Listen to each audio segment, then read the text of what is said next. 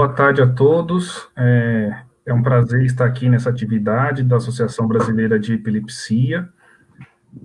Meu nome é Cláudio Lira, eu sou professor de Fisiologia Humana e Fisiologia do Exercício da Universidade Federal de Goiás, e nessa tarde de hoje a gente vai conversar com o professor Rodrigo Luiz Ancini, que é professor da Universidade Federal do Espírito Santo. Somente para vocês me conhecerem um pouco melhor, depois o professor Rodrigo vai se apresentar. Eu sou biomédico de formação, eu sou formado na Universidade Federal de São Paulo, Escola Paulista de Medicina, e na mesma universidade eu fiz todo o meu treinamento de pós-graduação, sempre dentro do Departamento de Fisiologia da Escola Paulista de Medicina. Em 2009, eu fui aprovado no concurso público da UFG, da Universidade Federal de Goiás, e é a casa que eu estou desde então. Professor Rodrigo, boa tarde. Eu gostaria que você se apresentasse para o nosso público, e muito obrigado por ter aceito essa atividade no dia de hoje. Bom, primeiramente, boa tarde a todos, né?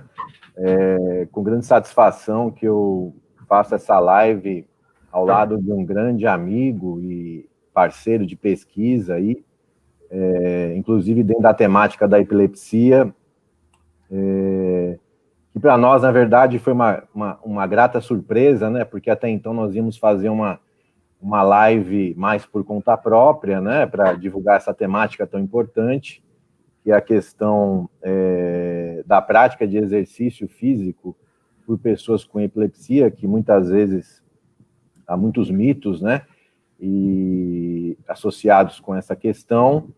Então, e aí surgiu essa oportunidade de nós, então, vincularmos a nossa apresentação com o site, né, e com a Associação Brasileira de Epilepsia, que eu fico muito honrado por esse convite e com a possibilidade de estar, né, divulgando e falando um pouco sobre a epilepsia no contexto da prática da atividade física.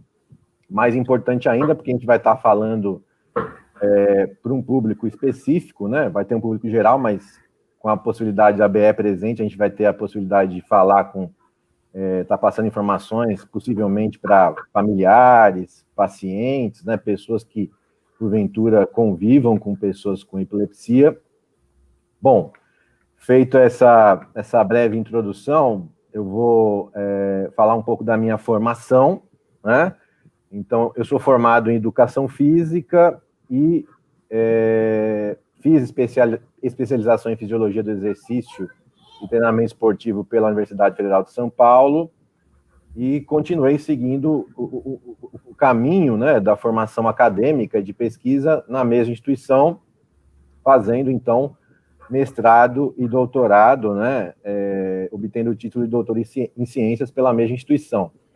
E a epilepsia, né, eu digo sempre que eu ganhei de presente a epilepsia, porque até então eu nunca tinha tomado contato, né, com todo mundo, com a temática, perdão, e aí, na mesma época que eu estava definindo o meu projeto de doutorado, o professor Ricardo Arida, ele estava entrando, né, como professor da Universidade Federal de São Paulo, e aí eu recebi essa proposta, aceitei o desafio, então, desde então, eu passei a estudar a epilepsia. Então, desde 2006, eu tenho estudado essa temática, né, e aí, dentro dessa temática, os interesses foram ampliando, né, e isso tem sido muito produtivo, e a gente tem, a nossa intenção é sempre estar promovendo, né, elevando, educação em saúde para essas pessoas no contexto do exercício físico e também no contexto da qualidade de vida. Muito bom, professor, muito obrigado. É uma trajetória, né? Dá para perceber que você tem uma experiência na área, e isso não pode ser negligenciado. Para a gente começar o nosso bate-papo, né? Vamos começar de uma forma geral e aí até chegar no nosso ponto, que é o ponto do tratamento do paciente por meio do exercício físico, né? Mas considerando que na nossa plateia pode ter pessoas que não estão habituadas com a doença, eu gostaria que o senhor definisse para a gente o que é epilepsia. Bom, primeiramente, né, a gente estabeleceu aqui um roteiro, né, para chegar no ponto crucial dessa apresentação, que é a forma de tratamento, né? Assim, eu não sou médico neurologista, mas tive a grata oportunidade de conviver com pessoas importantes dessa área, né? Então, inicialmente eu fiz o meu trabalho junto com a Unipet, da Universidade Federal de São Paulo, né? Que até naquele momento era coordenada pela professora Zar Márcia. Me permito fazer uma contextualização antes, que é importante para a gente entender todo o contexto da minha apresentação. Aí depois tive contato também, né, como eu falei, o professor Ricardo Margarida e a professora Marli Albuquerque também, que a gente conduziu esse trabalho. E aí, então, o que é preciso falar antes, né? Então, eu tive uma oportunidade de fazer um estágio de 1 ano e meio e conviver no dia a dia clínico de pacientes com epilepsia e perceber todas as dificuldades, todos os preconceitos, os mitos, né? Porque eu participava da consulta com os médicos e aplicava também, recrutava pacientes para o meu projeto, que era um projeto associado com exercício físico. Inicialmente a gente queria fazer um programa de treinamento com esses pacientes, mas não foi possível por conta das dificuldades operacionais, né, associadas com recrutamento, o fato dessas pessoas muitas vezes precisarem, né, de acompanhante e tudo mais. Bom, mas enfim, falado isso, vamos entrar então no nosso roteiro principal, que é da temática da nossa live. Então, a epilepsia, ela tem a gente pode dizer que atualmente ela tem uma definição mais prática e uma definição mais clínica, né? Então, a definição mais prática da epilepsia, que foi proposta pela Eli, e aí ela estava vigente até o ano 2010, que a epilepsia é uma doença que gera crises epiléticas, né? E consequências neurobiológicas, cognitivas, psicológicas, sociais, em decorrentes dessa condição. E tem um impacto muito, muito forte na questão da qualidade de vida, né? E, atualmente, a definição atual, ela propõe que, para você caracterizar que uma pessoa tem epilepsia, ela precisa ter pelo menos 2 crises não provocadas, né, que ocorreriam no intervalo maior que 24 horas, né? Então, apenas uma crise não seria, então, não caracterizaria, então, o quadro de epilepsia, né? É lógico que nós temos muitas minúcias com relação à questão da epilepsia, que, na verdade, não é uma doença chamada de epilepsias, né? É uma síndrome que você tem várias possibilidades, né? Várias formas de acometimento.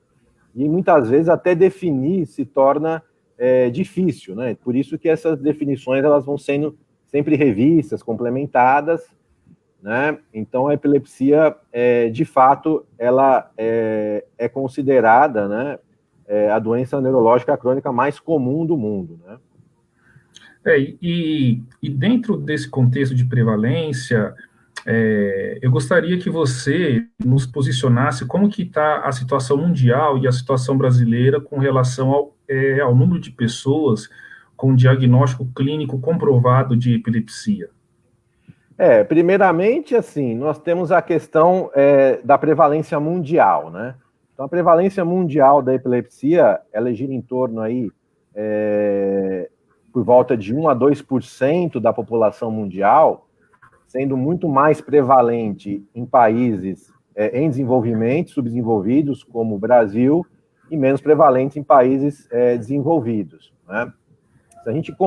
No contexto do Brasil, a gente pode falar também que seguiria como a prevalência mundial, né, de 1 a 2%, mas a gente tem que considerar que nós temos muitas diferenças regionais, né? Então, eu ouso a dizer, né, apesar de não ser um estudioso da área epidemiológica, que pela questão do Brasil ser muito diverso, em relação às suas condições de acesso à saúde, acesso aos tratamentos, dificuldade, muitas vezes, de diagnóstico e tudo mais, a região sudeste deve ser em torno de 1 a 2%, mas regiões mais pobres do nosso país, como a região norte e nordeste, poderia chegar, inclusive, uma prevalência parecida com de países africanos, né, que diria em torno de 2 a 4%, justamente associado com condições de higiene. Então, tem uma doença que é causada por parasita, a neuroxistercose, né, que acomete muitas pessoas de países africanos e, infelizmente, muitas pessoas de regiões pobres do Brasil, onde tem falta de saneamento básico e questões básicas associadas com a saúde, que provavelmente, infelizmente, com essa pandemia, né, que a gente não pode deixar de falar isso deve estar sendo agravado.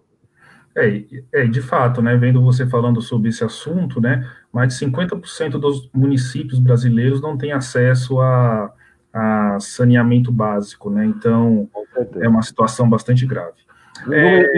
Mas só para finalizar, em números absolutos, nós poderíamos falar de 50 milhões de pessoas no mundo, né, com epilepsia. Tá.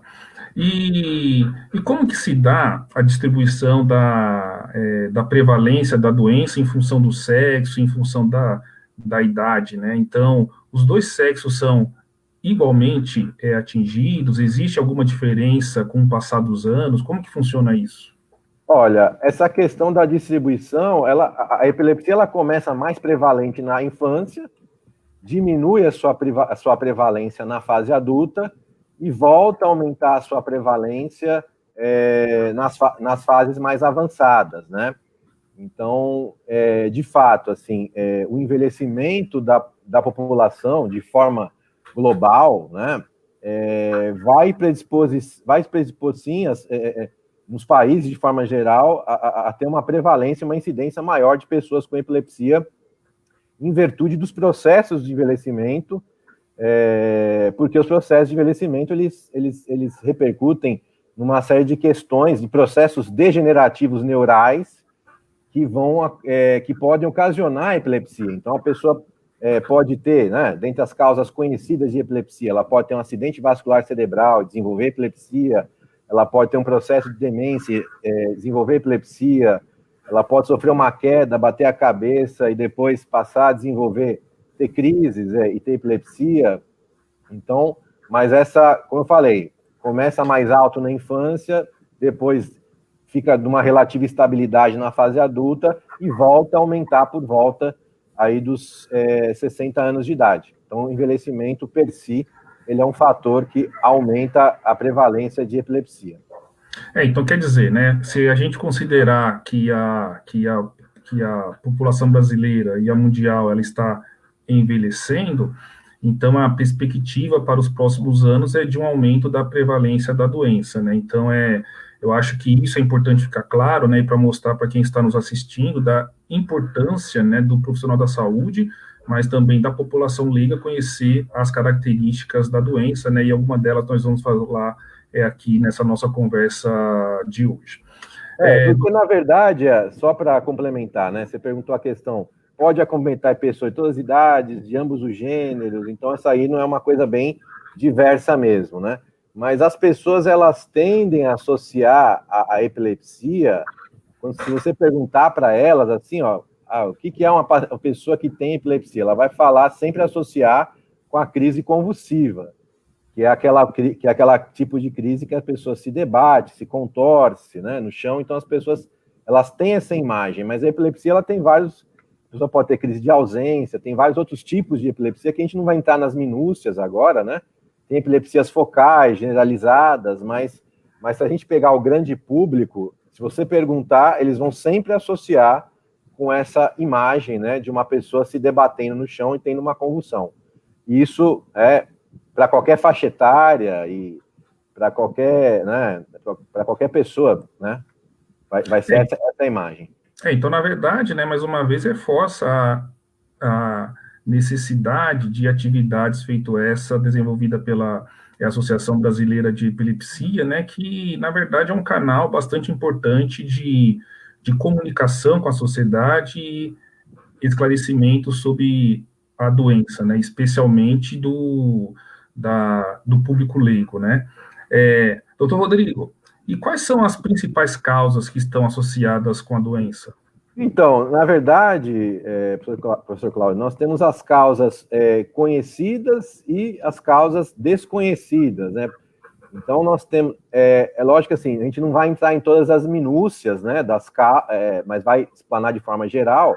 Então, primeiramente, né, aquela coisa, antes de entrar na causa, primeiro que a epilepsia não é uma doença contagiosa, né? Assim, tem muitas epilepsias assim que são de causa desconhecida, aproximadamente 50% dos casos. Então, as pessoas podem ficar tranquilas, quando a pessoa tiver uma crise e estiver salivando, ou mesmo morder a língua e estiver saindo sangue, ela não vai se contagiar com isso, mas é óbvio, ela tem que se proteger, como qualquer fluido corporal, você tem um risco maior tem um risco de infecção, então você não deve tocar em nenhum fluido corporal, seja saliva, seja sangue, mas a epilepsia não é uma doença contagiosa, né?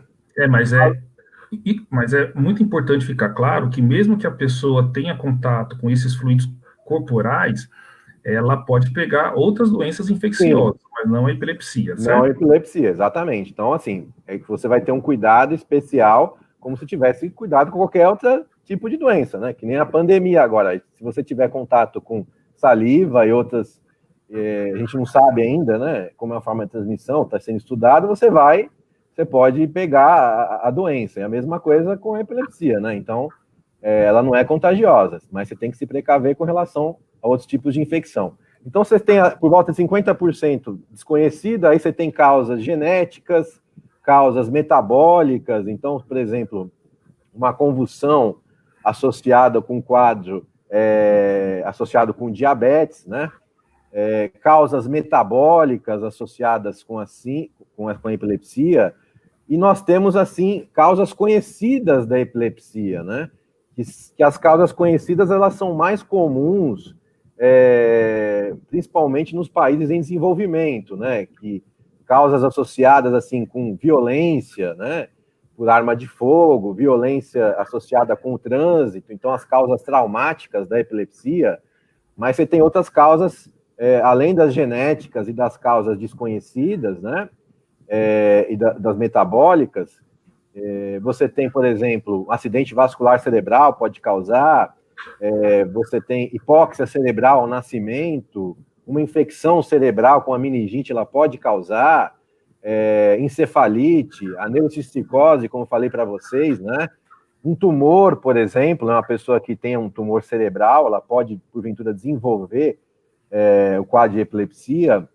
Então, tem muitas nuances aí associadas com a questão da epilepsia em todos os seus aspectos, né? Então, a epilepsia é uma doença, é uma síndrome, né, que te permite ter um vasto campo de conhecimento para ser desbravado e estudado.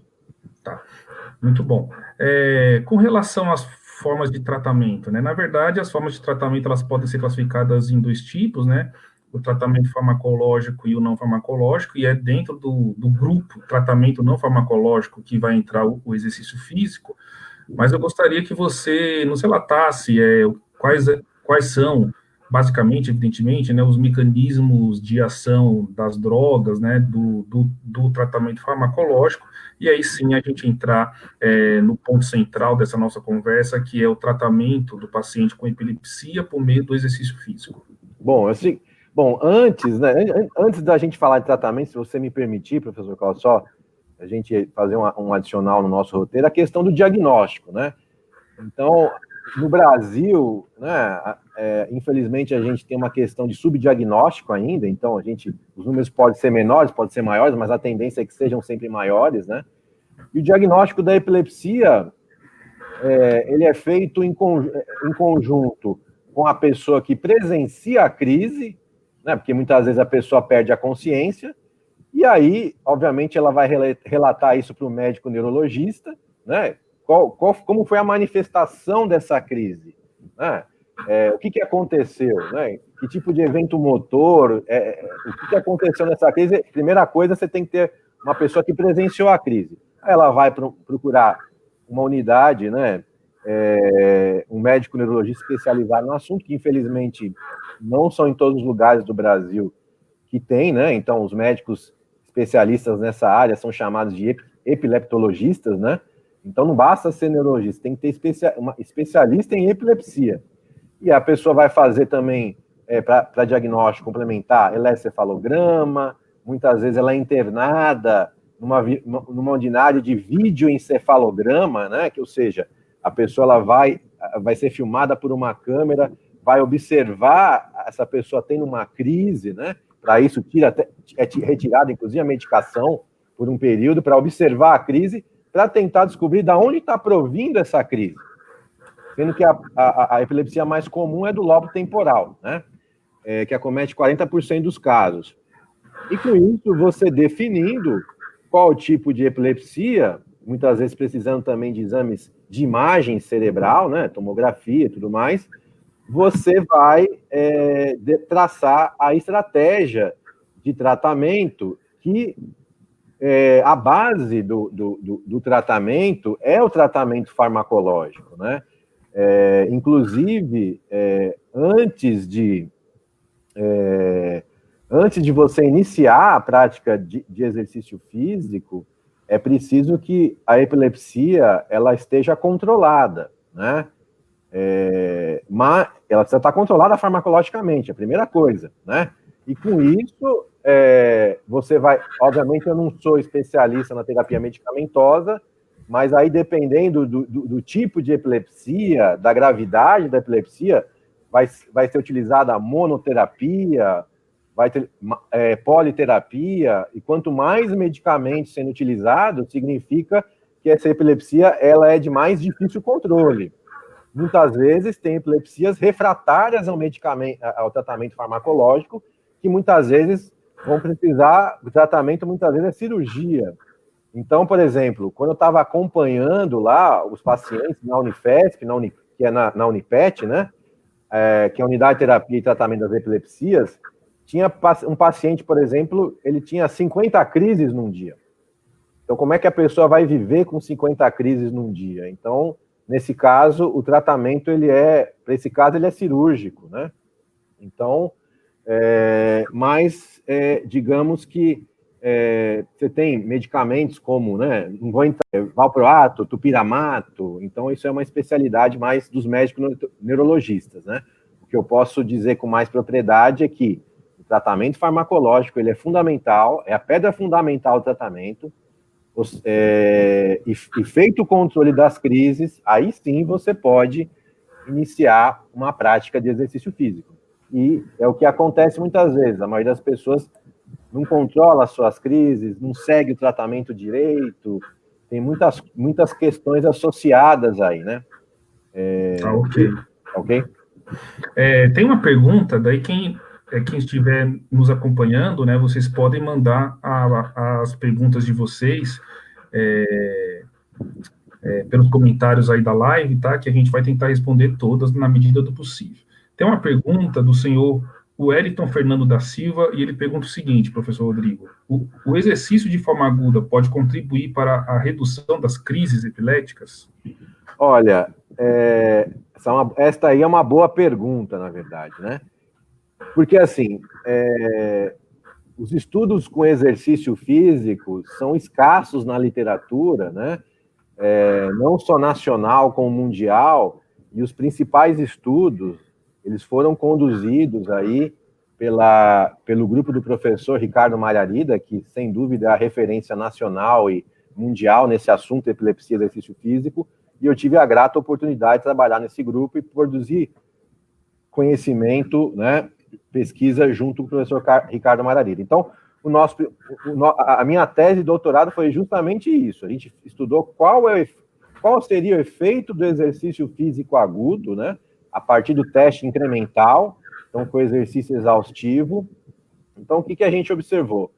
Que uma sessão de exercício físico agudo, ela já é suficiente para diminuir a atividade elétrica do eletrocefalograma, a atividade epileptiforme do eletrocefalograma, diminuindo o número de descargas epiléticas, né, dos pacientes. Então, ou seja, é uma ferramenta, assim, poderosa, né, que pode ser usada de forma complementar aos outros tratamentos utilizados, né? As outras terapias complementares utilizadas para o paciente com epilepsia. Então, pode sim. Ele já tem um efeito agudo importante com uma sessão só. Então, quer dizer, traduzindo para quem está nos assistindo, eu posso concluir que, na verdade, o exercício ele é uma medida de proteção. Ele protege o paciente, né? É isso, né? Protege o paciente, porque aí você tem outras nuances também. A questão, por exemplo, pessoas com epilepsia têm maior predisposição a ter transtornos de humor, quadros de ansiedade, depressão associadas com a questão da doença, né? Ou por efeitos das drogas antiepiléticas, né? E o exercício também ele contribui, né, para controlar e tratar os quadros depressivos, né? Então, ele é uma ferramenta extremamente importante, né? Então, a gente não pode até falar, agora eu fico imaginando assim, essa questão de pandemia, né? As pessoas com epilepsia, elas já são um termo muito usado, né? Até pela ILAI, né? Que é a Associação Internacional, a Liga, né? Internacional de Epilepsia. As pessoas com epilepsia muitas vezes são colocadas à sombra e à margem da sociedade, né? Agora, você imagina uma situação de pandemia, todo mundo isolado, ficando em casa. Então, essa inatividade física, que já era imperante em pessoas com epilepsia, associada ao quadro depressivo, sem sombra de dúvida, é muito provável que tenha se agravado. Ok. Professor, se o senhor me permite, tem uma pergunta da Vandeléia Procópio. É uma pergunta sobre o tratamento farmacológico, se você souber responder, né? E ela pergunta assim: o Rivotril causa dependência em quem tem epilepsia? Olha, eu acho que não só em quem tem epilepsia, né? Mas em todo paciente, todas as doenças, né? Se o senhor quiser complementar. O Rivotril é um medicamento tarja preta controlado, né? Então, e essa também é essa é uma boa pergunta, na verdade, assim, porque essa questão da pandemia também vai está dificultando o acesso das receitas de tratamento, né? Então, é bem provável agora que muitas pessoas com epilepsia e outras doenças, né, controladas, psiquiátricas principalmente, estão tendo problemas sérios com isso, né? Porque como é que você vai ter acesso às receitas para comprar os medicamentos? E o Rivotril, obviamente, é um medicamento que causa dependência, não só em pacientes com epilepsia, mas e é um medicamento controlado. Ok. Só para a gente já voltar para o nosso bate-papo, nós temos mais duas perguntas. Uma pergunta é da Socorro Barros Araújo, e ela pergunta o seguinte: quando apresenta descarga elétrica, tem que haver necessariamente convulsão? Bom, a epilepsia, assim, nada mais vamos dizer assim, é como se você estivesse tendo uma descarga elétrica cerebral, né? Então, você imagina, fica mais fácil de entender.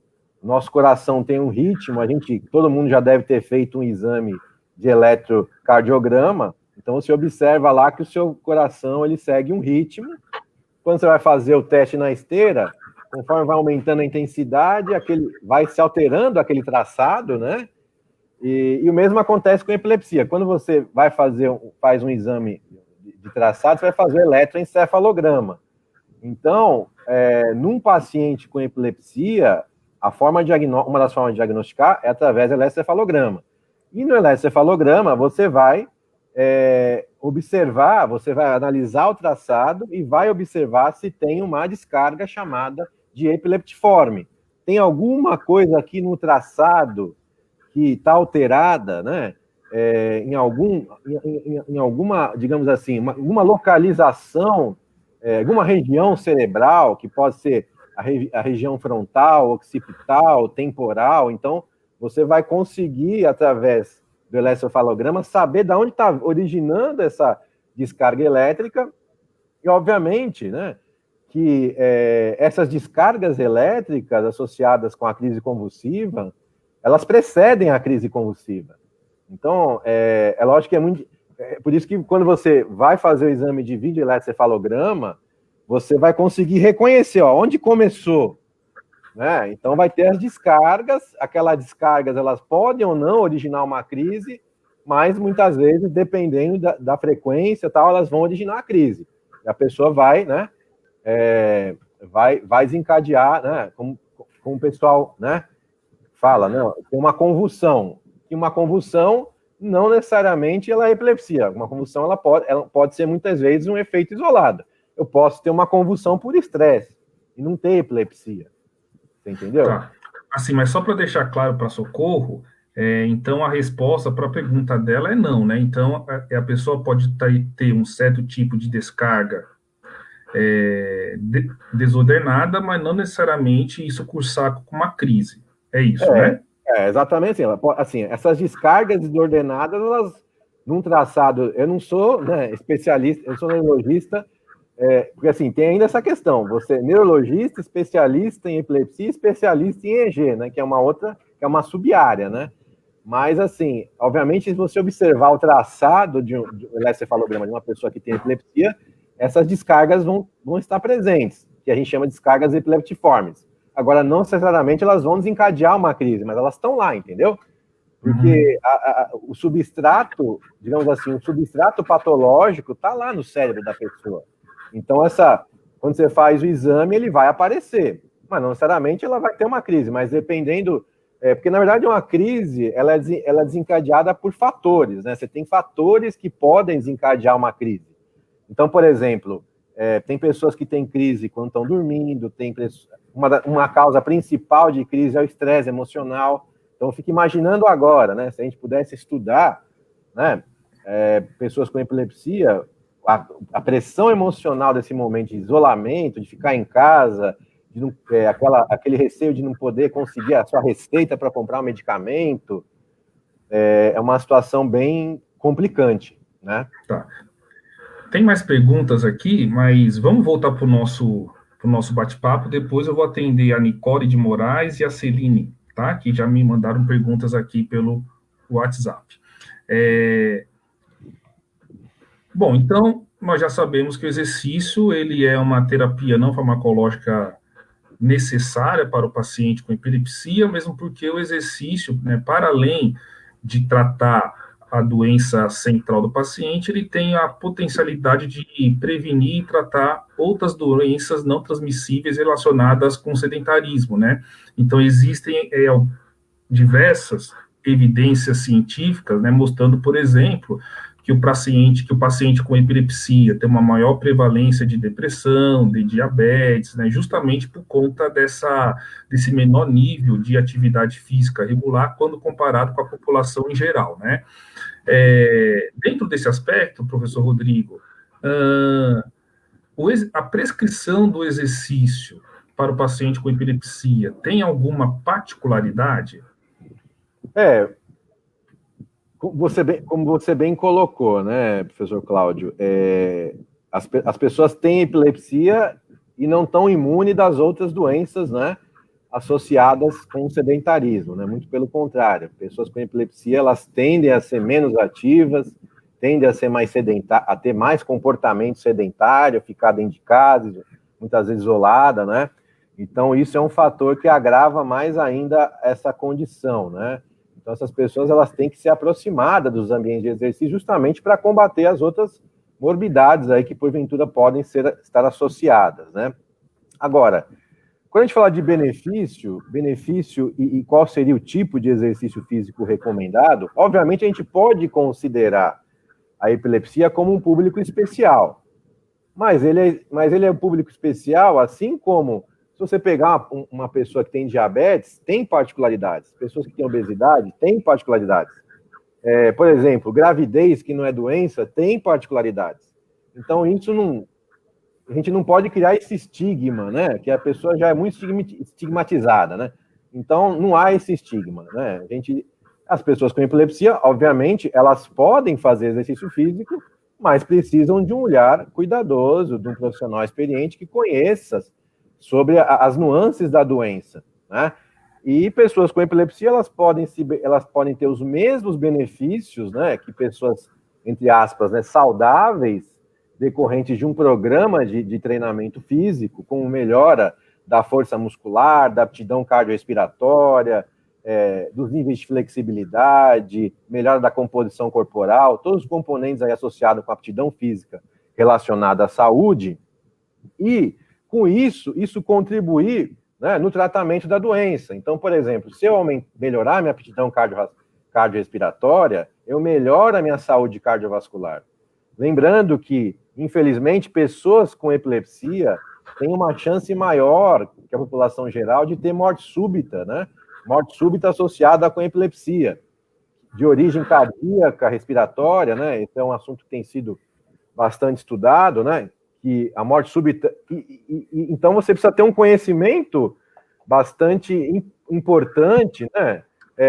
Tanto para você controlar, como para você utilizar o exercício como uma ferramenta para levar alguma proteção e saúde cardiovascular para todos os sistemas orgânicos dessa pessoa. Mas em termos de prescrição, é a mesma. Obviamente, você tem que tomar cuidado nessa questão. Olha, vou fazer uma anamnese. Você está em tratamento medicamentoso regular? Que hora você tomou o medicamento? A que horas que você tem que tomar? Mas isso daí, assim, são muitas variáveis, né? Que você tem que levar em consideração. Mas é como qualquer outra pessoa que tem uma particularidade. Então, você tem que fazer uma boa anamnese, né? Saber direitinho como é que é a rotina de tratamento, que hora que ingere o medicamento, né? Na verdade, a pessoas com epilepsia, se a gente pegar uma sessão de exercício físico, a chance maior de ter uma crise não é nem durante a prática, é depois da prática, quando você está em repouso, né? Por questões fisiológicas aí, que a gente não vou entrar em detalhes, mas você tem que estar atento mais com essa questão, né? Então, vou fazer um período maior de aquecimento, vou fazer um período maior de desaquecimento, vou observar aquela pessoa e vai estar tudo bem, né? Ok, ótimo. Dentro desse contexto do benefício ainda do exercício físico regular, tem a pergunta da Nicole de Moraes, que ela está perguntando o seguinte, daí se não for bem isso, Nicole, você se manifeste aí, por favor, por meio dos comentários. E ela pergunta o seguinte, será que esses benefícios do exercício físico não se dão por conta de maior liberação do GABA? O GABA, né, para quem não conhece, para quem está nos assistindo, é um neurotransmissor. É o ácido gama-aminobutírico, que é um neurotransmissor inibitório. O que você tem para nos dizer, professor Rodrigo, em relação a isso? O que eu posso falar, assim, os meus estudos eles foram feitos em seres humanos, né? Então eu não avaliei, lógico que esse é um neurotransmissor extremamente importante, né? E de fato, o mecanismo fisiológico protetor seria em torno mesmo da transmissão GABAérgica, né?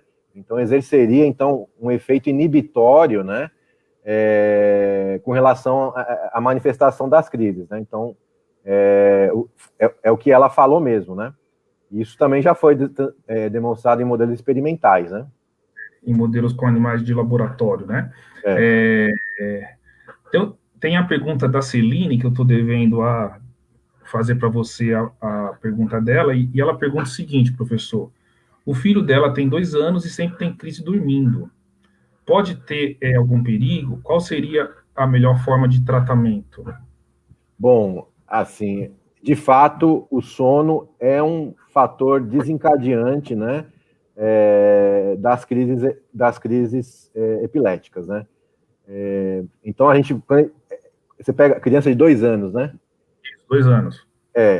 Então, assim, possivelmente, né, essa mãe, né, a mãe dessa criança, né, já deve ter levado essa criança para um diagnóstico mais preciso e tudo mais, mas, assim, é sempre muito, como ela tem as crises durante o sono, é preciso ficar atento, né, dependendo do tipo de crise, né, como você vai, né, você vai ter que, a pessoa vai ter uma crise, você vai ter que prestar algum cuidado, dependendo do tipo de crise, né, se for uma crise generalizada, então, você tem que ficar atento, porque a pessoa pode aspirar, né, a saliva, morder a língua, ter um sangramento e tudo mais. Então, de fato, é perigoso realmente, assim. Tem que ficar atento, né, com essa questão e vai ter que prestar o socorro na hora, né? Mas eu acho que o mais importante é a Celine, que é a mãe da criança, né, ela está consciente, né, creio com certeza que ela deve estar, da importância do tratamento farmacológico, que é o Sem sombra tratamento de porta de dúvida. entrada, né? E a partir daí, caso o filho dela seja refratário ao tratamento farmacológico, e aí ela correr atrás do tratamento não farmacológico, mas com certeza o médico que acompanha, né, deve também estar atento a isso. Porque no caso, uma criança nessa faixa etária está em processo de desenvolvimento, né? Ela está conhecendo as coisas, está aprendendo a se movimentar, naquela fase de crescimento e desenvolvimento, né? Aquela fase onde a criança explora o ambiente e tudo mais. Então, assim, é preciso, não só durante o sono, mas eu não sei como, fica difícil responder, porque não sei como que se manifesta, se essa crise só se manifestaria durante o sono, se teria algum outro fator, mas se for durante o sono, e se for uma crise generalizada, tem que ficar atento, vai ter que socorrer na hora. É claro que isso, né, com todo o acompanhamento farmacológico, né, aí no caso vai precisar de um neuropediatra, né, especialista em epilepsia nessa faixa etária também, tem essa particularidade também, entendeu? Então, é preciso acompanhar bem de perto, né, o crescimento e desenvolvimento dessa criança, né, acompanhar a doença de perto, e na medida que ela foi crescendo e se desenvolvendo, usar os tratamentos possíveis, disponíveis, né, para uma criança em desenvolvimento. E um deles, a gente pode falar que um deles é a prática de atividade física, até porque, né, a gente tem dados, assim, muitas vezes as crianças, né, elas são privadas, né. Por exemplo, uma criança que está numa aula de educação física tem uma crise, muitas vezes ela, infelizmente, é colocada de lado da prática esportiva, né, justamente por conta que o profissional que está lá desconhece isso, né, como manejar aquilo. Então, e aí ela vai ter todo esse impacto negativo. Então, precisa, desde o começo, que é o que as gerações passadas não tiveram, né, desde o começo, acompanhar de perto, né? Olha, qual tipo de epilepsia? É ou não é difícil controle? Monoterapia, politerapia? Qual tipo de crise? Então, na medida que ela vai evoluindo, você vai introduzindo as atividades de forma a tentar levar uma vida o mais próximo do normal do possível. Isso inclui a prática de atividade física. Nós temos agora duas perguntas sobre o exercício. Uma pergunta muito interessante é do Alexandre Meirelles, e ele gostaria de saber sobre os atletas de alto desempenho. Se o senhor tem algum conhecimento, né? Ele pôs aqui algumas palavras, mas acho que é mais ou menos nesse sentido. Existe atleta de alto desempenho com epilepsia? E a segunda pergunta, eu vou aproveitar que é dentro do mesmo tema, é a pergunta do Vinícius Oliveira. Ele pergunta assim, ó, tem uma intensidade ideal do exercício para pessoas com epilepsia? Bom, vamos responder as duas perguntas assim, né, uma na sequência da outra. Então, essa pergunta do atleta de alto rendimento, né, então a maioria das pessoas, assim, muitas vezes associa essa questão da epilepsia com distúrbios cognitivos, com limitações de toda ordem, e a coisa não funciona bem assim, né? Então, tem sim atletas de alto rendimento que competem com a condição de epilepsia, né? Inclusive atletas conhecidos, medalhistas olímpicos, né? Inclusive, que revelaram a sua condição de epilepsia, porque também tem essa questão, né? Tem pessoas que revelam a sua condição de epilepsia como uma forma de abraçar a causa e aproveitar o seu nome, e outras pessoas, às vezes, têm medo de revelar, né? Por medo de ser excluído, como muitas vezes pode acontecer, né? Então, por exemplo, atletas que revelaram a sua condição de epilepsia, né? A gente tem aquela, assim, então você imagina, ó, a epilepsia é 1 a 2% da população mundial. Agora você imagina, desse 1%, quantos são atletas de alto rendimento? Desse 1%, quantos vão ter epilepsia? Então, um percentual muito pequeno, né? Vamos dizer assim. Mas, assim, você tem, por exemplo, um atleta, aquela do atletismo, né? Infelizmente ela faleceu, a Florence Griffith Joyner, né? Que é da geração mais passada, mas ela foi multicampeã olímpica, ganhou várias medalhas de ouro pela equipe dos Estados Unidos, né? E ela acabou, assim, até onde se sabe, né? Infelizmente, ela veio a falecer em decorrência de uma crise epilética durante o sono, né? E aí até supostamente tendo morte súbita associada com a epilepsia, mas é difícil a gente falar tudo, né? Mas você tem, assim, mais recentemente, uma ciclista francesa chamada... uma ciclista francesa, Marion Clignet, né? Uma ciclista francesa que ela foi medalhista de prata em 2 ocasiões de Olimpíada, ela é viva ainda, e hoje ela divulga essa questão da epilepsia ao redor do mundo. Digamos assim, que eu posso falar assim do ponto de vista do esporte de alto rendimento, eu vou colocar dessa maneira. A epilepsia é uma doença muito poderosa, porque ela é tão poderosa que ela chegou até na UEFA Champions League, inclusive, se você for no site lá da ILAI, você tem, com essa intenção justamente de tirar crianças da sombra, né, crianças dessa questão do esporte, muitos atletas de alto rendimento começaram, através de uma campanha mundial, né, começaram a postar fotos ao lado de crianças com epilepsia nos seus respectivos países, né, fazendo uma campanha mundial, né, com relação a isso, com relação ao esporte. Então, assim, a epilepsia, de fato, ela não é um fator limitante, né, com relação à questão de você atingir o sucesso, a elite do esporte. Obviamente que tem que ter cuidados com certos tipos de esporte, né, que são outras particularidades que a gente, né, que tem que ficar atento, né, riscos, né. Quer dizer que o fato de uma pessoa ter epilepsia, isso não previne que ela possa ser um atleta de alto desempenho, né, para deixar claro. Sem sombra de dúvida, não. Inclusive, tem até um caso recente, assim, se vocês pesquisarem, tem uma corredora de maratona, que ela é corredora amadora, que ela está desafiando a questão da epilepsia, porque ela faz as corridas de maratona e vai tendo crises durante a prova, mas ela não está parando por causa disso, entendeu? Ela corre com ajuda, com acompanhante, então ela, assim, saiu uma reportagem muito interessante dela na BBC Brasil, falando sobre, ela está falando assim, sempre aquela coisa, né, jornalística, né, desafiando a medicina, né, a neurologia. Então ela corre, faz as maratonas, mas ela tem crises, né, durante as provas, possivelmente uma epilepsia de mais difícil controle, ou às vezes que o próprio exercício pode induzir, e muito embora sejam raros os casos, né, que isso possa acontecer, mas enfim, não é um fator limitante, mas tem que ter cuidado. O treinador, se souber de um atleta com epilepsia, não tem que tratar ele diferente, mas tem que ter cuidado. Nós já estamos com 50 minutos já de transmissão, e eu gostaria de atender todas as nossas perguntas, né, e completar o nosso bate-papo, né. Tem a pergunta do Luiz Fernandes Caff, ele pergunta assim, mestre, qual seria a conduta no caso de estarmos atendendo o paciente com epilepsia e durante o treino ele tiver uma crise? Isso é muito importante. Isso é muito importante. Eu acho que não é nem somente no ambiente do exercício, né, de uma academia, mas também na rua, no shopping, né? Então, qual que é a conduta, né? Eu acho que essa que é a palavra que a gente deve ter para socorrer um paciente durante uma crise.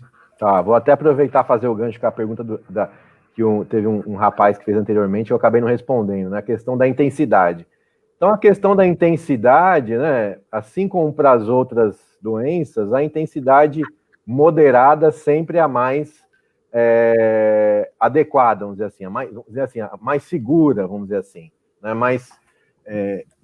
Ou seja, do ponto de vista pensando para a saúde, né? Porque a gente está falando para a saúde, para a qualidade de vida, então para você ter os benefícios do exercício, né? Então, o exercício de intensidade moderada e composto aí, né? Exercício aeróbio, né? Fazer a caminhada, fazer exercício com peso, exercício de flexibilidade, né?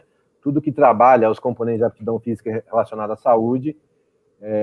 Assim como uma pessoa que não tem epilepsia, você precisa trabalhar e usar a intensidade que a literatura recomenda. Muito embora, assim, o que é difícil falar sobre isso é porque não tem trabalhos, né? Assim, são poucos trabalhos assim que fizeram estudos que treinaram pessoas com epilepsia.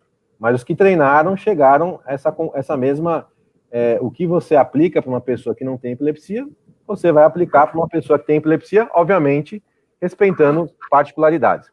Agora, com relação a essa pergunta de se a pessoa tiver...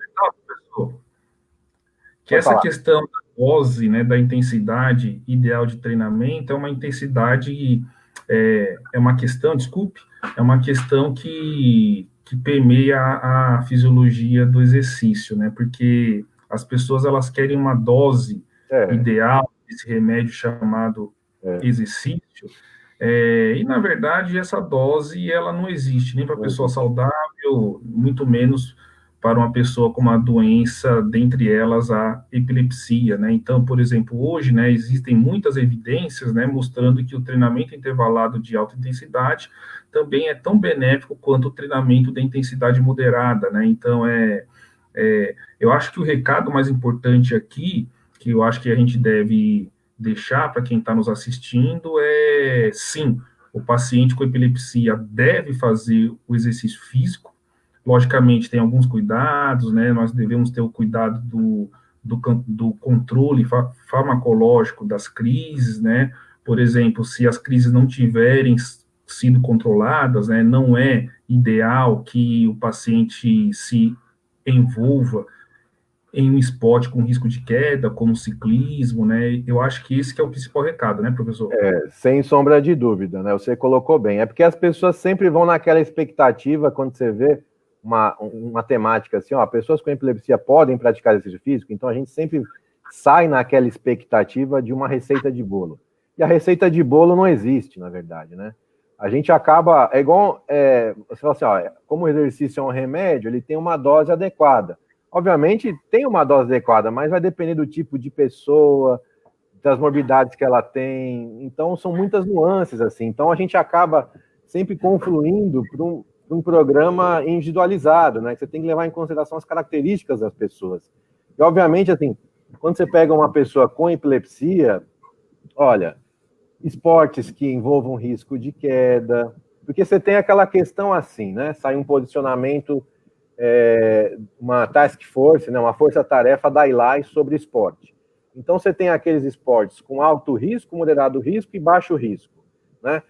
Com alto risco, aqueles esportes que envolvem um risco muito elevado para a pessoa que está praticando e para espectadores. Então, por exemplo, uma pessoa com epilepsia, você colocar num cockpit um carro de Fórmula 1, não é muito recomendado. Por quê? Porque se ela tiver uma crise durante aquela situação, ela está colocando ela em risco e outras pessoas ao redor em risco, entendeu? Aí você tem outros esportes como aqueles que envolvem risco de afogamento, né? Então você tem que ter um monitoramento mais próximo ali, né, daquela pessoa, porque se ela tiver uma crise quando estiver nadando, ela pode se afogar, entendeu? Se você me permite, com relação à natação, tem a pergunta da Nicele de Moraes e ela nos pergunta o seguinte: como posso orientar exercícios aos meus pacientes? Sempre me perguntam sobre natação, musculação. Falo sobre os cuidados na altura, né, da água, mas o que o senhor me orienta? Eu acho, na verdade, que parte dessa pergunta você já respondeu, né? Naqueles esportes como é a natação, que se a pessoa tiver uma crise, ela pode se afogar, né? Eu acho que isso tem que ser visto com cautela, mas se o paciente tiver com as crises controladas, ele pode sim fazer natação. Eu acho que isso deve ficar claro, né? Eu acho também que ficar claro o seguinte, né? Que o paciente com epilepsia, ele deve avisar ao professor de educação física, da natação, da sala de musculação, da pista de atletismo, enfim, né, do lugar que ele frequenta, que ele tem a doença, né, e se ele tiver, como que o profissional que está lá acompanhando deve se posicionar, né? Eu acho que é isso que a Nicele de Moraes quer saber. Só para complementar. Sim, pois não.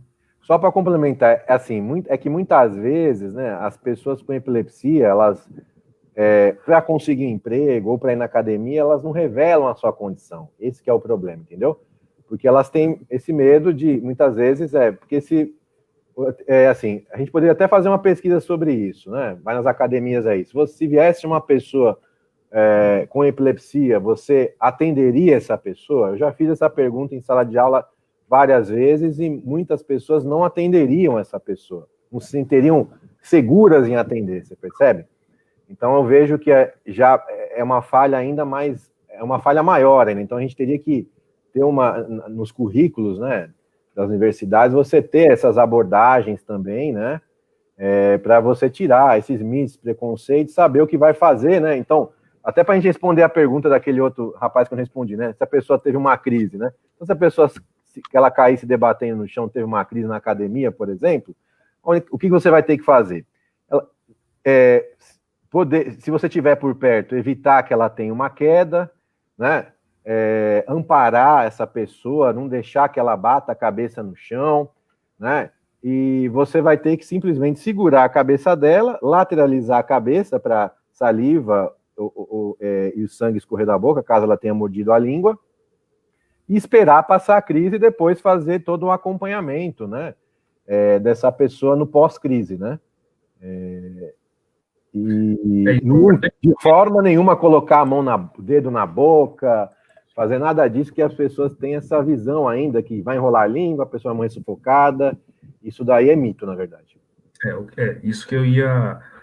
e você se antecipou, mas eu acho que é importante esse aviso, né? Não colocar a mão na boca, né? A língua não enrola, não tem perigo algum com relação a isso. Desculpa até te complementar, tem até uma cena interessante, quem quiser ver na internet, pode até passar o vídeo. Aconteceu isso aí, uma cena, até mostro nas aulas de primeiros socorros, quando eu falo de epilepsia. Tem uma cena muito interessante no jogo de futebol, 2 jogadores, assim, 3 jogadores se envolvem na cena, né? Eles chocam com o goleiro cai, bate a cabeça e cai convulsionando.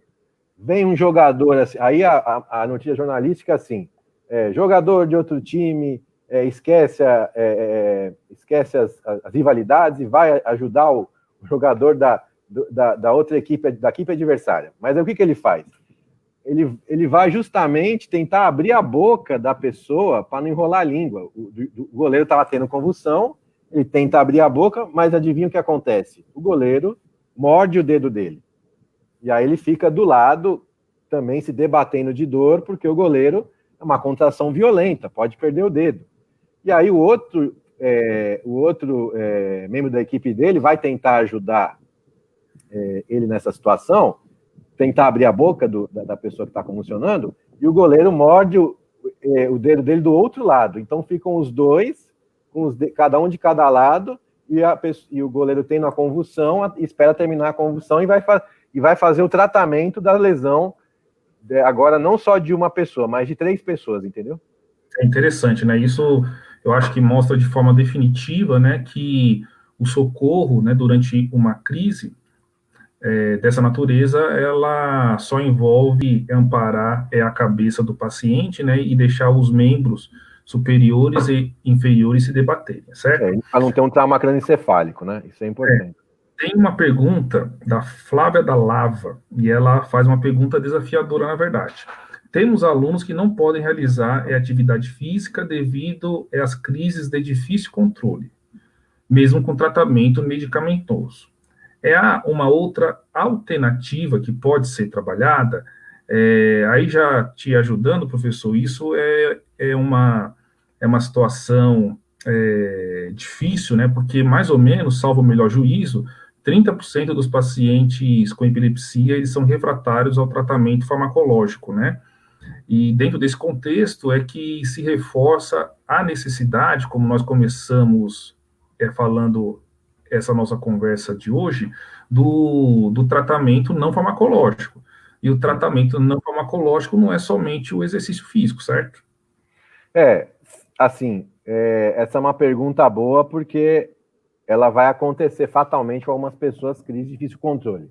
Mas ainda assim, pesando todos os riscos e benefícios, é preciso buscar uma alternativa de exercício. Nem que ela faça sentado numa bicicleta, ou assim, uma bicicleta com apoio nas costas, buscar alguma forma dessa pessoa fazer exercício, porque senão ela vai ter muitos prejuízos, né? Então, na verdade, se essa pessoa, vamos supor que ela tenha, sei lá, 10 crises num dia, né? Como eu até citei aquele paciente que tem 50 crises num dia, talvez ela diminua para 5 crises num dia, você entendeu? Então, os riscos superam, né? Como é que fala? Os benefícios superam os riscos. Mas, obviamente, assim, você deve buscar, tem outras formas, né? Então, tem muito se estudar na literatura, você tem a questão do uso das terapias respiratórias, então a questão Pilates, Yoga, Tai Chi. As estratégias de coping também, né? As estratégias de coping, né? De enfrentamento, ou seja, de enfrentamento da doença, né? Então, você, na verdade, né, o Cláudio citou uma palavra boa, o coping, né? Então, na psicologia, como eu vou enfrentar a doença, né? Então, pode enfrentar de forma positiva ou negativa. Então, de forma negativa, ó, a partir do momento que eu sei da minha condição, desisto do cuidado e começo a consumir álcool, que acontece com muitas pessoas, né? Eu desisto, eu não quero saber, e aí começam com tabagismo, álcool, outras coisas, né, negativas, e aí tem as positivas, né, que é a prática de exercício, a psicoterapia, yoga, a própria prática da religiosidade, espiritualidade, né, que tem sido uma coisa que tem sido bastante estudada, né, em pacientes neurológicos, né, que é um tema à parte, vamos dizer assim, a literatura, né, quem for lá no PubMed e cruzar as palavras lá, religiosidade, espiritualidade, doenças neurológicas, vão vir um monte de artigos, né, não só nas neurológicas, mas pacientes com câncer, né, ou seja, todas essas doenças, assim, que têm, assim, muitos efeitos deletéricos, né, muitas vezes drásticos, né, na vida e na qualidade de vida das pessoas. Então, sem sombra de dúvida, você tem que lançar a mão de tudo que tem disponível, né, seja farmacológico ou das terapias não farmacológicas. Então, na verdade, tem que se adaptar, né? Adaptar. Se eu bem entendi, você está fazendo um contraponto à questão dela quando ela pergunta o seguinte, que tem alguns alunos que não podem realizar atividade física. Então, quer dizer, mesmo com o difícil controle da crise, o paciente ele não deve ser privado de realizar atividade regular. Logicamente que tem que tomar cuidados, de novo, com aqueles exercícios com risco de queda, risco de afogamento, risco até de lesionar uma pessoa, né? Tá certo? Então, eu acho que é dentro desse contexto que você está falando, certo? Exatamente, porque assim, ainda que o exercício seja o fator desencadeante das crises, ainda assim você tem que buscar uma alternativa. Entendeu? Tá. Ok. Tem uma questão agora do Vinícius Oliveira, e ele pergunta assim, Rodrigo, na sua tese de doutorado, qual modalidade de exercício foi utilizada? Então, quando eu defendi a minha tese de doutorado, né, para quem se interessar, depois eu posso até passar o link dos trabalhos, né, que a gente publicou nessa área, a nossa ideia inicial era fazer um processo de treinamento físico, né? Então, a gente tinha delineado para isso. Mas, assim, pelas dificuldades de logística, de recrutamento, que é muito difícil você realizar um programa de treinamento físico para pessoas com epilepsia, tanto que até hoje, desde que eu fiz a minha tese de doutorado, você tem praticamente os mesmos 4 artigos que fizeram um programa de treinamento com pessoas com epilepsia. No grupo da Noruega, né, principalmente, né, que é sob o nome do pesquisador Anaken, né, que é o que fez o programa, né? Mas, assim, possivelmente foi locais onde era uma unidade de terapia de tratamento de pacientes com epilepsia, junto com a terapia, né? Ou seja, com médico, fisioterapeuta, né? E aí você ofereceu essa possibilidade do exercício, entendeu? Mas na minha tese de doutorado a gente estudou os efeitos do exercício agudo, particularmente do teste de exercício cardiopulmonar, onde a gente observou as respostas cardiorrespiratórias associadas com o teste, né?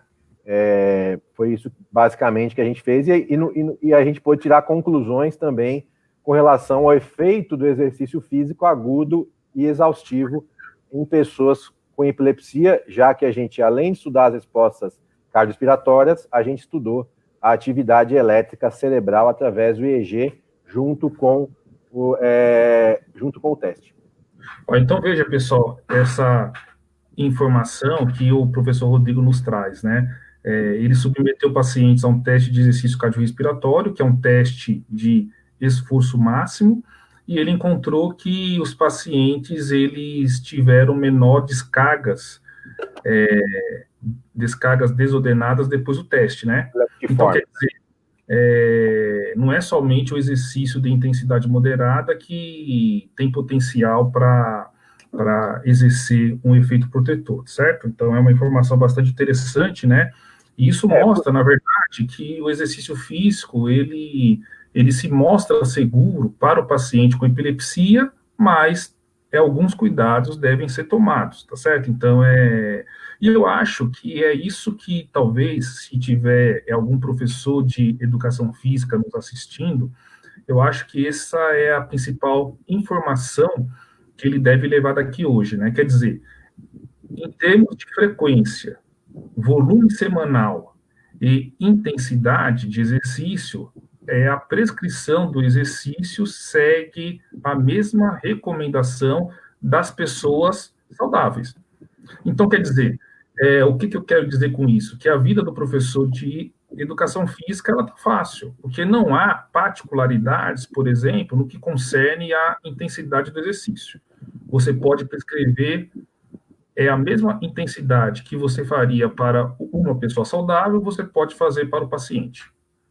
É a mesma frequência semanal de exercício que a pessoa saudável faz, o paciente com epilepsia pode fazer. E, finalmente, o mesmo volume semanal de exercício que a pessoa saudável faz, o paciente com epilepsia pode fazer. Então, quer dizer, eu acho que essa nossa conversa, né, ela é bastante esclarecedora, né, sobretudo para o profissional ligado à ciência do exercício, né, sobre os benefícios, né, primeiro, do exercício para o paciente com epilepsia, mas também a questão relacionada com a prescrição. Né? Então, quer dizer, no que concerne, de novo, né, no que se refere à frequência, intensidade e duração do exercício, não existe particularidades. Existem cuidados que devem ser tomados se o paciente não tiver com as crises controladas. E esses cuidados, por exemplo, vão envolver o exercício na piscina ou em qualquer outro ambiente aquático, e vão envolver, por exemplo, aquele tipo de exercício com risco de queda, né? Então, e também na sala de musculação, né? Se você sabe que um paciente tem epilepsia, talvez não valha a pena você colocar o paciente para fazer um exercício com peso livre. Talvez seja melhor e mais seguro até fazer em uma máquina, né? Então, eu acho que é esse o bom senso que os professores e os profissionais de educação física devem ter. Professor, só para complementar, é que assim, quando a gente fala de exercício moderado, que virou meio que um jargão, né? Quando a pessoa fala assim, olha, qual que é a intensidade ideal? Ah, intensidade moderada, porque é o que as grandes entidades mundiais falam, né? Ou seja, é o que você fica na zona de conforto. Então, mas assim, enquanto profissional de educação física, que trabalha com fisiologia do exercício, com exercício, você precisa estudar as minúcias do processo de treinamento, né? Para você saber, olha, até onde você pode ir, né? Se você tem que treinar leve, moderado ou intenso. Isso aí tem muitas variáveis aí que elas são intervenientes nesse processo, né? Mas assim, acaba que essas entidades, como o Colégio Americano de Medicina do Esporte, Colégio Europeu de Medicina do Esporte e outras entidades, fala da intensidade moderada, porque é uma intensidade que eu vou falar assim, uma receita geral, entendeu? Para não me colocar numa situação difícil, né? E acaba ficando nisso, né? E, obviamente, que a intensidade moderada, para as várias doenças aí, é o que tem sido utilizado, mostrado benefícios e tal, mas não tem uma receita. Para quem não faz nada, 5 minutos é bom, entendeu? É melhor fazer 5 minutos do que nada. Né? Ok. Tem mais uma pergunta aqui da nossa plateia, professor Rodrigo, que é da Nildinha Gomes. Ela pergunta o seguinte: por qual motivo que o meu filho, que tem crise desde os 14 anos e agora tem 18 anos, e o eletroencefalograma não deu nenhuma alteração? Na verdade, eu acho aqui, já me adiantando, né, já invadindo um pouco a sua resposta, creio que essa resposta você já deu lá no começo da nossa conversa, né? Então, o que acontece que a prevalência da doença na fase adulta, ela é menor, né? Então, tem que ver a condição clínica dele, mas existem muitos pacientes na infância, né? Então, aquela mãe da criança de 2 anos, né? E etc., que a criança tinha epilepsia, e com o passar dos anos, a doença, entre aspas, foi curada, né? Então, Entrou isso em, é um dos entrou em mitos, né? remissão, né, que a gente chama, né? Remissão, né? Isso é um dos mitos, né? Que as pessoas acham que a epilepsia não tem cura, né? Quando na verdade tem, tá certo? Então, eu gostaria que o senhor falasse um pouquinho para nós sobre isso. Bom, é o seguinte, né? Com relação, por exemplo, a epilepsia ela pode se manifestar em qualquer faixa etária, na infância, juventude, na vida adulta e o envelhecimento. Felizmente, né, as sociedades estão envelhecendo mais, mas com o envelhecimento das sociedades, determinadas doenças elas vão aumentar a sua prevalência, né? Agora, nessa faixa etária, ó, assim, ela se manifestou de alguma forma, mas aí precisa ver se houve algum evento, né? Ou, sei lá, se bateu a cabeça, não bateu, foi de repente se manifestou. Mas tem epilepsias que são de causa desconhecida, que não aparece o substrato, né? Então aí ela acaba sendo classificada como de causa desconhecida, entendeu? Tá. Seria até interessante, né? Até não só para a gente, mas para quem está nos assistindo, se a Nildinha tiver por aí ainda, se ela pudesse colocar o que o médico falou, né? Porque certamente foi atendido por um neurologista e o colega médico deu um parecer, né? Então, seria, bom, se vai ter que fazer mais um exame, né? Eu acho que vai ter que fazer um acompanhamento, né? Até fechar o diagnóstico de uma, entre aspas, remissão ou de uma cura, né? Eu acho que vai porque, ser... na verdade, o que a gente tem que deixar bem claro aqui é que a nossa proposta, nossa especialidade é exercício físico. Obviamente, a gente estudou algumas nuances, né, da epilepsia com relação, né, todos os aspectos da definição, do tratamento, do diagnóstico e tudo mais, para contextualizar o quadro, mas nós não somos os especialistas nessa área. Nós somos o especialista é o médico neurologista que vai traçar esse cenário, né? Obviamente, assim, quando a gente vai falar da prescrição, essas informações têm que chegar até nós, né? Para a gente justamente poder estudar essa situação e adequar o programa da melhor maneira possível, porque a gente só prescreve o exercício da maneira correta se a gente conhece o problema. Tanto é que uma das nossas pesquisas, né, Cláudio, a gente avaliou o conhecimento sobre epilepsia entre profissionais da saúde e o conhecimento é baixo, né? Ou seja... Era justamente isso, desculpe te interromper, mas essa pode falar. era mais uma pergunta que eu tinha para fazer, que é o seguinte: você acha que os professores e os profissionais de educação física têm segurança para prescrever o exercício para o paciente com epilepsia?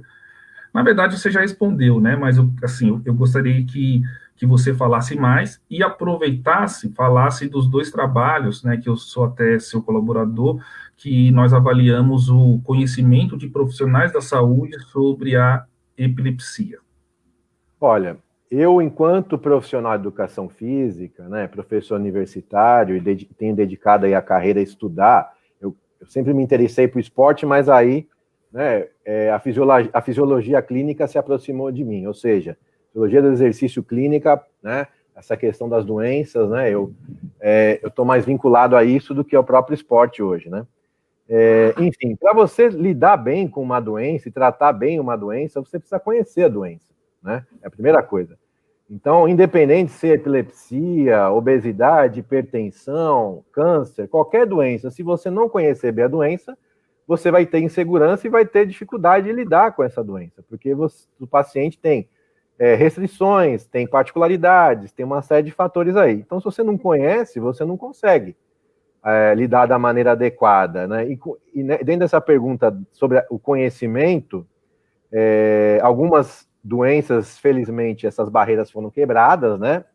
Então, as doenças mais prevalentes aí, hipertensão, obesidade, outras, diabetes, né?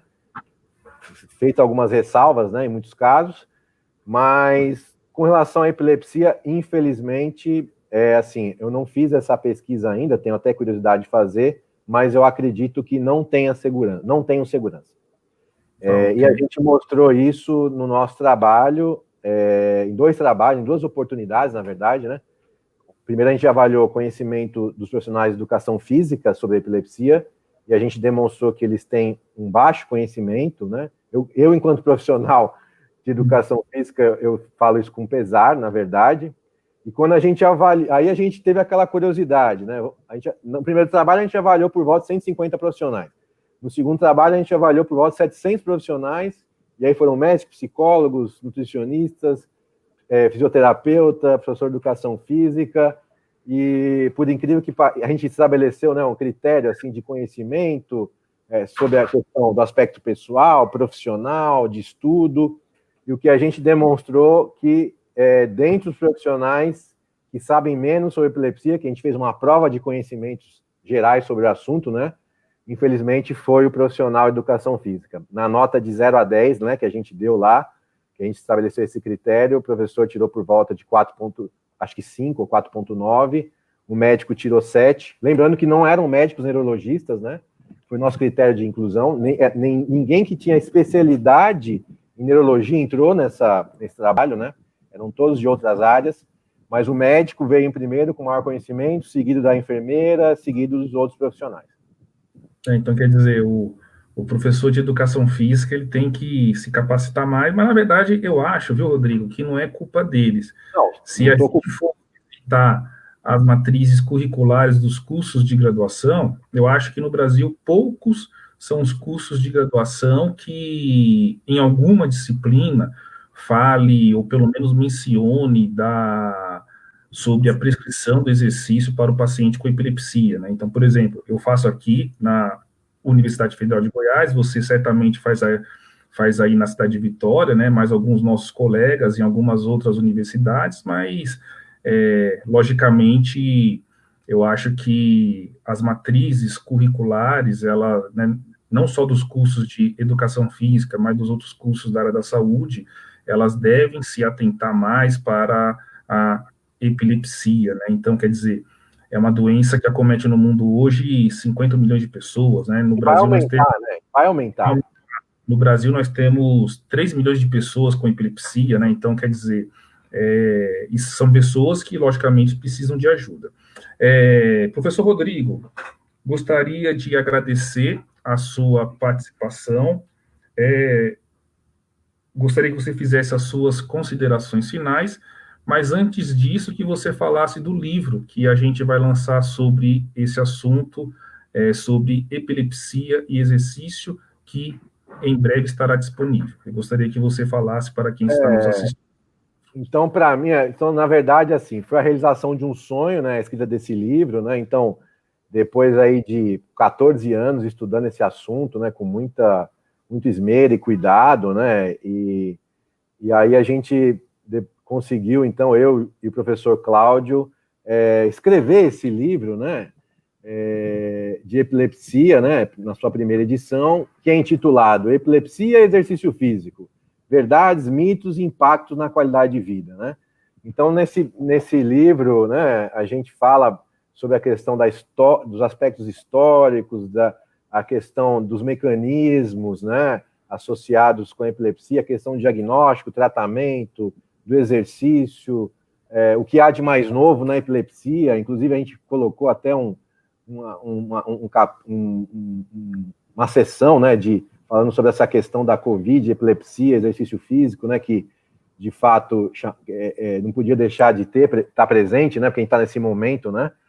E então foi com muita felicidade e uma feliz coincidência, na verdade, né? Porque a gente fez a live não pensando no livro, né? Mas acabou coincidindo aí com o lançamento lá que a gente fez pelo site da Amazon, né? Então, para quem for lá pesquisar pelo meu nome ou pelo nome do professor Rodrigo, ele já está disponível para venda, tá? A gente não fez o lançamento oficial ainda, mas ele já está disponível para venda para quem tiver o Kindle, ou então pode baixar o aplicativo da Amazon no tablet, no smartphone, que também consegue fazer a leitura.